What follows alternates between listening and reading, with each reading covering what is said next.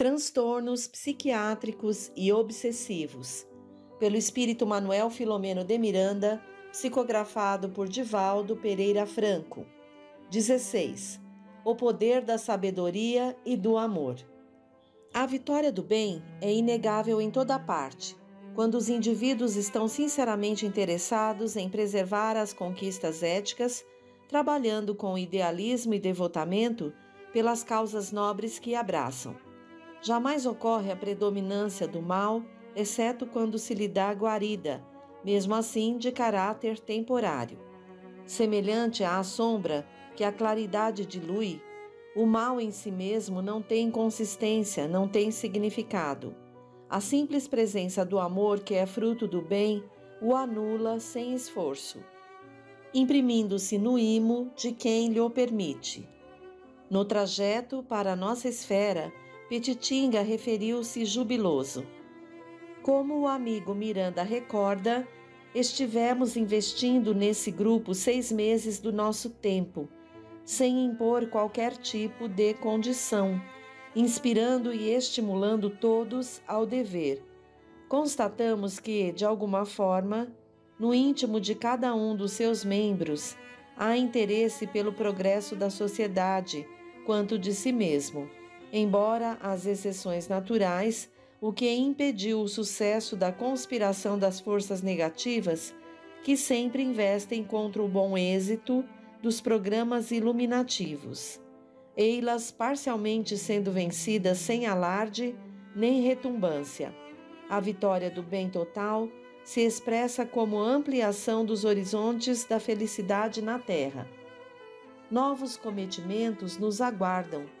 Outras instituições com problemas mais graves, conforme conhecemos, e nas quais estamos também movimentando-nos em favor do programa de fidelidade ao missionário de Lyon e à obra que lhe foi confiada pelos espíritos guias da humanidade, continuarão recebendo assistência hábil para a superação das crises em que se encontram. Com essa alegria de hoje, robustece-nos emocionalmente, embora jamais o desânimo ou a dúvida tenham encontrado qualquer ressonância em nossa convicção. Como o trabalho do Senhor tem urgência, mas não é destrambelhado pela pressa, insistindo e perseverando, chegaremos à meta, pouco importando quando, embora o nosso desejo de que se instale quanto antes na terra o reino do amor e da luz. Com excelente material para reflexões, despedimo-nos, quando a alva abria suavemente o seu manto de luz pálida sobre a região onde estivéramos a serviço da doutrina espírita. Em a noite seguinte, o querido amigo convocou-nos, como de hábito, para visitarmos respeitável sociedade espírita, onde se instalara o fermento da dissensão, decorrente das paixões administrativas e dos interesses subalternos dos seus diretores, gerando ameaças legais através da justiça. Era de lamentar-se que os companheiros espíritas chegassem ao extremo de acusar-se reciprocamente em tribunais terrestres, dominados pelo desequilíbrio emocional, gerador de ódios devastadores. Como era possível conciliar os postulados do espiritismo com posicionamentos extremistas de tal natureza? Onde se encontrava a prática da moral exarada em toda a codificação no momento das decisões e condutas administrativas? Serão esses os recursos que estão ao alcance dos herdeiros do Calvário, empenhados em lutas renhidas pelo patrimônio material, valioso, mas transitório, em face daquele de natureza espiritual? Infelizmente, porém, sempre medram no mesmo solo o escalracho e o trigo, ameaçado na seara. Mais grave é quando se vai extirpar essa erva daninha à lavoura, quase sempre se perde muita planta boa, porque as raízes de ambos se emaranham, gerando prejuízos. Enquanto não houver a plena consciência de que vigem as divinas leis no universo, saindo-se do campo da teoria para o da convicção racional, os melindres, as pequenezes pessoais, as ânsias pelo poder enganoso, dominarão os indivíduos invigilantes que sempre gerarão dificuldades, toda vez que contrariados onde se encontrem, não importando os ideais que esposem e afirmem defender. Verdadeiras multidões de clientes que se beneficiavam dos recursos espíritas aplicados na sociedade estavam praticamente à mercê dos espíritos vulgares e descomprometidos com a elevação pessoal. Os mentores redobravam esforços, vigiavam todo o tempo, inspirando os mais dúcteis à fraternidade, à união, à conciliação, sem que fossem colhidos os resultados anelados. O desfile das vaidades e o campeonato da presunção propunham disputas ridículas, demitindo ou liberando cooperadores mais dedicados que não lhes aderiam ao conflito, sendo as reuniões de diretoria verdadeiro campo de justas pessoais, onde as farpas da cólera e os raios da animosidade cruzavam o ar, atingindo seus alvos. Às gargalhadas, o público invisível de má catadura participava das pugnas, inspirando uns e outros combatentes, levando-os ao desespero e ao aumento do ódio. Espíritos perversos que se comprazem em comportamentos de tal natureza administravam as lutas e aumentavam os estímulos às idiosincrasias, ampliando o sentimento de rancor nos litigantes. Para essa noite, em especial, fora encaminhada por Petitinga, anteriormente, uma petição ao nobre Dr. Bezerra de Menezes, a fim de que intercedesse junto à Mãe Santíssima em favor do respeito entre os diretores e seus apaniguados, de modo que o lastro valioso da beneficência e da caridade, que ali sempre tiveram vigência, assim como a saudável divulgação do Espiritismo, não viessem a perder-se por efeito das paixões grupais. Ao mesmo tempo, fora-lhe solicitada a interferência pessoal no encontro que estava programado. Haveria uma reunião para definir-se algumas quisilas geradoras das desinteligências vigentes. Embora um dos lados estivesse disposto a resolvê-las, em denúncia que seria encaminhada ao tribunal competente no dia seguinte. Quando chegamos 4 horas antes, ao recinto no qual se realizaria a atividade, a sala estava apinhada de espíritos ociosos, que aguardavam os debates insanos, assim como outros vingativos e rancorosos. Petitinga providenciara a participação de especialistas em recuperação psíquica ambiental, que, se utilizando de equipamentos especiais, diluíam as densas vibrações de animosidade que eram absorvidas pela assistência espiritual inferior, enquanto instalavam alguns outros apropriados para criar uma psicosfera mais saudável em face de pequeno grupo de devotos trabalhadores espirituais que permaneceriam em prece, emitindo ondas de simpatia, de ternura, de amor. Lentamente o local foi se modificando. Os espíritos burlões passaram a sentir-se mal e foram se afastando, enquanto os mais hostis, porque conhecedores dos recursos que estavam sendo instalados, saíam furibundos, blasfemando contra o Cristo e os seus asseclas, como eles denominavam os generosos obreiros do bem. Pouco antes das 20 horas, quando chegaram os diversos membros da sociedade e adentraram-se na sala, que antes se apresentava asfixiante com elementos nocivos à saúde física, emocional e mental, passaram a experimentar o peculiar bem-estar que os foi desarmando, favorecendo a tranquilidade. Equipe especializada em passes fluídicos e magnéticos encontrava-se a postos, e quando o presidente iniciou a oração de abertura da reunião, Todos foram beneficiados pelos recursos preciosos advindos do alto, liberando-os das fixações injustas, do desejo de revide, das maquinações trabalhadas antes e que deveriam explodir durante o encontro. A prece proferida com unção atraíra alguns espíritos nobres que ali trabalhavam, bem como alguns dos guias espirituais dos presentes, transformando completamente o recinto para melhor. Nesse Comenos, o médico dos pobres, que se nos acercava como pacificador, surgiu jovial, embora reconhecendo a gravidade da incumbência que lhe fora proposta. A oração sincera ampliou o campo das vibrações favoráveis ao bom entendimento dos participantes do encontro administrativo, permitindo que se fortalecessem as sucessivas ondas de bem-estar que lhes eram dirigidas pelos trabalhadores espirituais e, sobretudo, pelo emérito convidado que logo mais iria comunicar-se.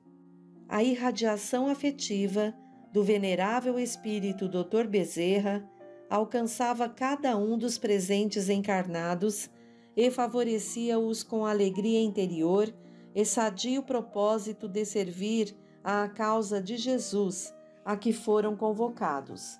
Experimentando essa superior psicosfera, naquele recinto antes saturado de energias perturbadoras, agora em clima de harmonia, os membros da diretoria começaram a despertar do letargo hipnótico a que haviam sido conduzidos por espíritos obsessores que atraíram com os pensamentos e as atitudes doentias, gerando a situação lastimável a que haviam chegado.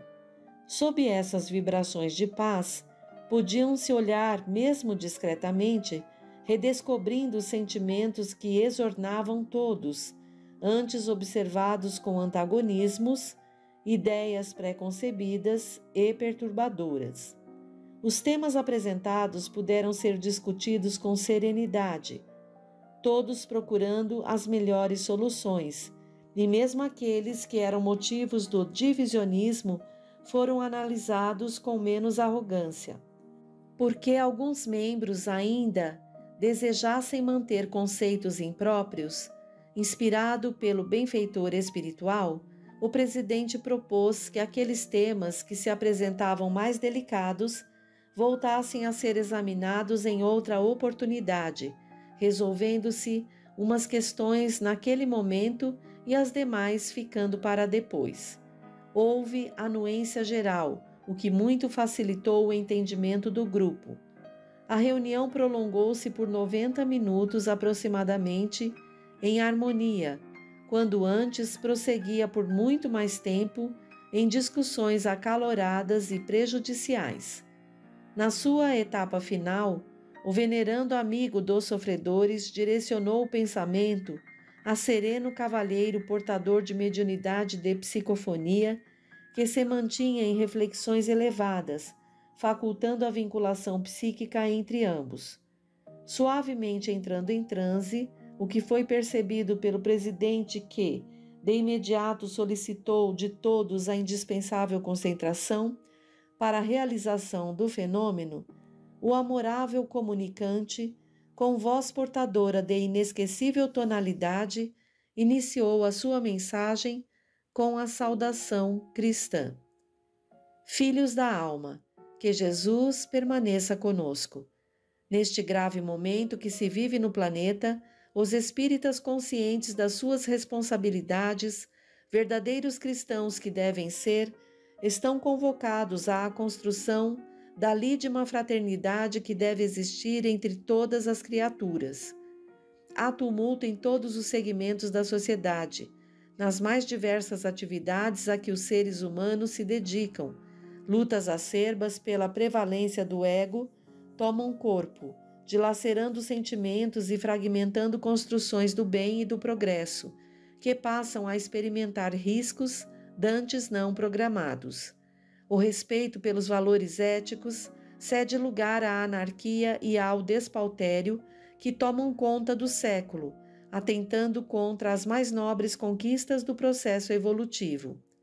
Parecem vãos os mais de 6.000 anos de desenvolvimento intelecto-moral, porque a invasão da loucura em nome dos direitos do cidadão reina em toda parte, inclusive atentando contra esses decantados direitos.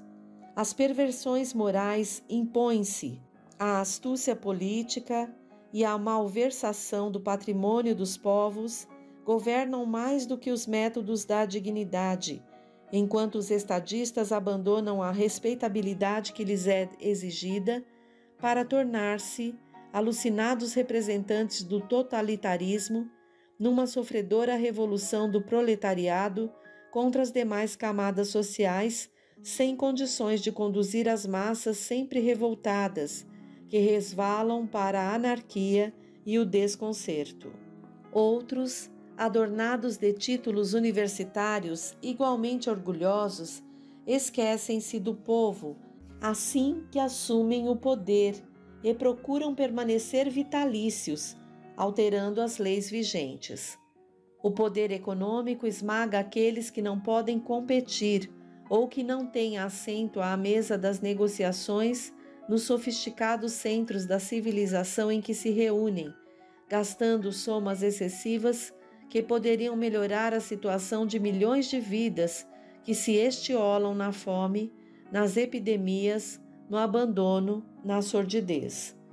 O denominado Clube dos Países Superdesenvolvidos mais exige, com imposições cruéis e intimidações nem sempre veladas, daqueles que lhes dependem da indústria, da economia, das produções e que, paradoxalmente, o sustentam, embora na miséria em que se debatem, sem preocupar-se em absoluto com o sofrimento da maioria dos habitantes da Terra. A emissão de gases que aquece o planeta e o degrada, ameaçando-o de maneira inexorável, é contestada pela força dos mais responsáveis por esse criminoso fenômeno, indiferentes às consequências que também os alcançarão em tempo mais próximo do que pensam, preocupados somente com a manutenção do seu controle sobre os outros, gerando guerras infelizes e sem nenhuma justificativa. Esses governantes enlouquecidos pela vaidade do poder travestem-se de missionários de Deus, destruindo os chamados inimigos e os seus cidadãos, levando os seus países à ruína econômica, social e moral, gerando mais ódio em toda parte, assim estimulando os terríveis atos do terrorismo de toda a ordem, fiéis à presunção pessoal enganosa. Nos seus desvarios, dão a impressão de imortais fisicamente eternos no corpo, senhores da vida, marchando, porém, inexoravelmente para o túmulo que os receberá em silenciosa expectativa. As doutrinas religiosas, que deveriam orientar os fiéis, dividem-nos para melhor governá-los, lançando umas contra outras greis, pregando o reino dos céus e conquistando o da terra.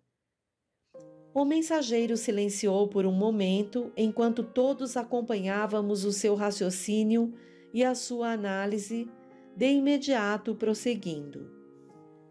À semelhança do que ocorreu no passado, quando veio Jesus, em situação equivalente à que ora vivemos, recebemos o Espiritismo que nos traz de volta a revolução do amor, única possuidora dos instrumentos propiciadores de felicidade. Expande-se a mensagem de Allan Kardec, oferecendo esperança e conclamando a paz, à fraternidade, ao auxílio recíproco, à caridade. Como nos temos portado, os espíritas, diante dos grandes desafios, sejamos desencarnados ou encarnados? Temos compreendido que a nossa contribuição de amor é de expressiva significação ante o desarvorar do ódio? Censurando os governantes e os violentos que tomam pela força tudo quanto querem, agimos de maneira diferente, em clima de respeito e de dignidade, conforme o Mestre nos ensinou? Fascinados com a revelação da imortalidade e da reencarnação, temos-nos comportado de acordo com esses postulados? Já descobrimos que podemos sim mudar conforme o mudaram os mártires da fé no passado, os escravos que encontraram Jesus e o seguiram, alterando o rumo da história? Não escamoteemos a verdade, disfarçando-a em relação aos nossos atos e aguçando-a quando se trata de ações negativas dos outros. O Espiritismo, igual ao cristianismo, é doutrina da consciência reta e do comportamento edificante. Integrando-lhe as fileiras, não há como denegar-lhe os conteúdos sublimes, senão através dos atos que não correspondem aos objetivos estabelecidos. Porque somos poucos ou não dispomos de privilégios, sejam do poder, da fortuna, da posição social, isso não constitui impedimento ao desempenho da tarefa de dignificação humana. O rociar da asa de uma borboleta no Oriente repercute no equilíbrio do Ocidente. Assevera-se com fundamentos verdadeiros de lógica e da ciência que estuda os acontecimentos. Assim sendo, toda vibração emitida espraiar-se-á e contribuirá para efeitos inevitáveis até onde chegue. Não nos podemos furtar ao dever de cooperar em favor do mundo saudável e digno, utilizando os recursos que nos estão ao alcance. Nós outros, os desencarnados, conscientes dessa realidade, estamos fazendo a nossa parte, cabendo a vós outros o dever de realizardes o que vos diz respeito. Esse mistério começa na conduta doutrinária perante si mesmo, prosseguindo em relação à família, à oficina de trabalho, ao grupo social, à instituição em que labora. Se a convicção em torno da verdade não faculta ao espírita o autocontrole, o respeito pelo próximo, a renúncia pessoal, a humildade em reconhecer os próprios equívocos, qual o valor atribuído à mesma? Jesus nos enviou como ovelhas mansas ao meio de lobos esfaimados, não admitindo a hipótese de nos tornarmos lobos também.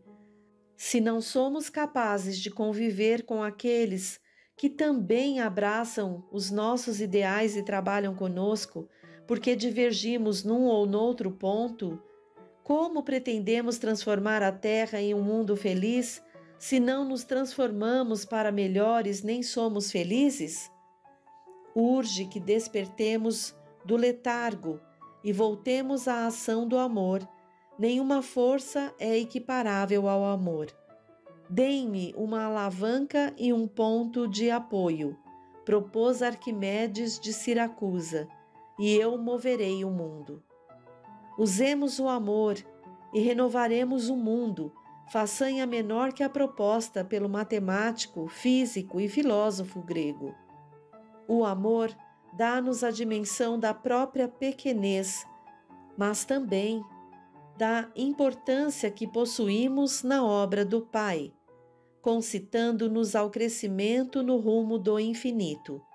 Mediante a sua vivência, as virtudes reais assomarão ao nosso pensamento e tomarão conta das nossas existências, impulsionando-nos ao avanço através dos atos dignificadores.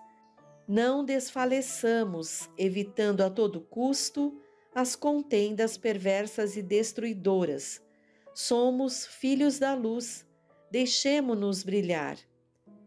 Novamente silenciou.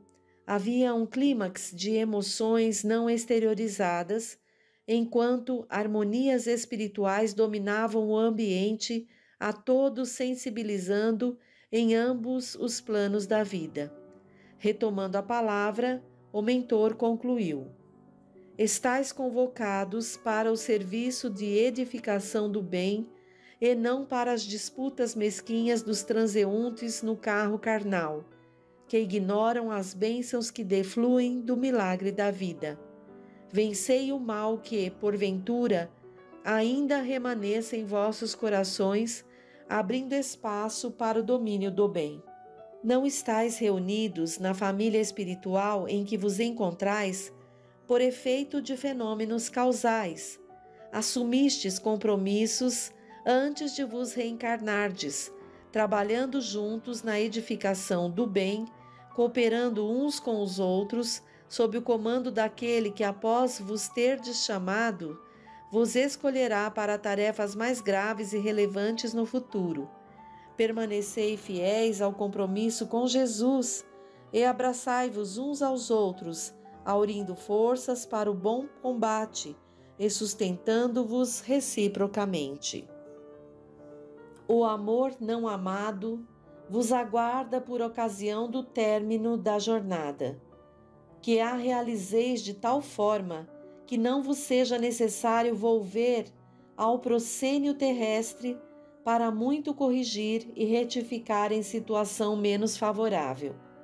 Exorando a Ele, nosso guia sublime, que nos dispense sua misericórdia em forma de bênçãos, abraça-vos o servidor humílimo e paternal de sempre, Bezerra. O silêncio manteve-se durante esse tempo sem tempo das emoções sublimes, emoldurado pelas vibrações dulcíssimas da paz. O médium recobrou a consciência e todos os membros, a pouco e pouco, foram retornando à realidade ambiental com lágrimas nos olhos. A reunião foi encerrada e o nobre pacificador despediu-se de nós outros, rumando às tarefas sublimes que lhe dizem respeito. A luz que se irradiava na sala alcançava os diversos outros cômodos, inclusive comovendo os espíritos sofredores que se aglomeravam do lado de fora do recinto, ouvindo com respeito a comunicação grave e enternecedora. Os membros da casa afastaram-se, tomados de superiores resoluções, levando as bênçãos recolhidas, enquanto os espíritos perversos saíam em debandada, o que certamente não os impediria de retornar. Petitinga, discreto e gentil, sorriu suavemente e, tomando-me pelo braço, como de hábito, convidou-me ao retorno à nossa comunidade.